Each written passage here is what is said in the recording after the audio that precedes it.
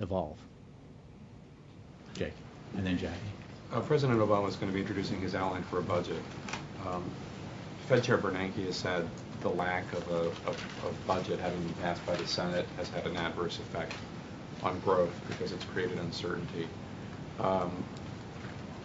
Harry Reid has said that he doesn't think there's a need to introduce a budget this year.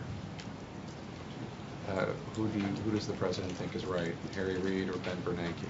Well, I think the president, as you noted, will be presenting his budget. That budget, it's important to remember, and you all covered it, has spending caps set based on the Budget Control Act that was signed into law by this president last August.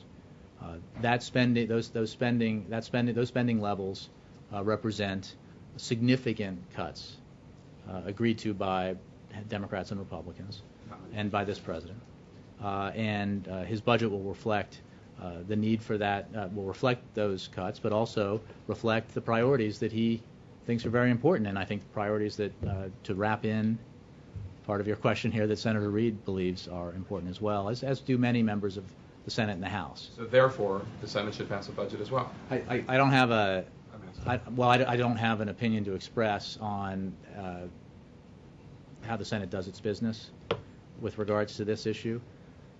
The fact is, because of the negotiations over the debt ceiling that resulted in the Budget Control Act, we have an unusual situation here in that the top lines for the budget going forward have already been set and agreed to by Republicans and Democrats alike. So I'm not actually asking your opinion, but the White House's opinion, the position well, of the White House. I don't have a. I mean, the White House has no opinion about whether or not the Senate should pass a budget. The president's going to introduce one. The Fed chair says not having one is bad for growth, but the White House has no opinion about whether.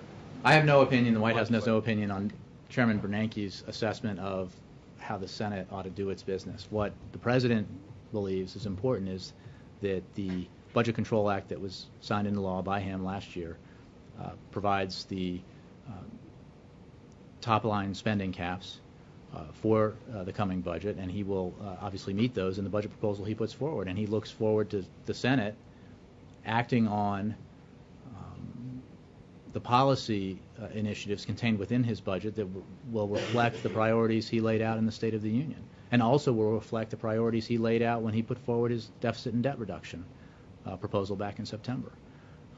So I don't think there is any, there will be, nor is there now, any doubt about the president's view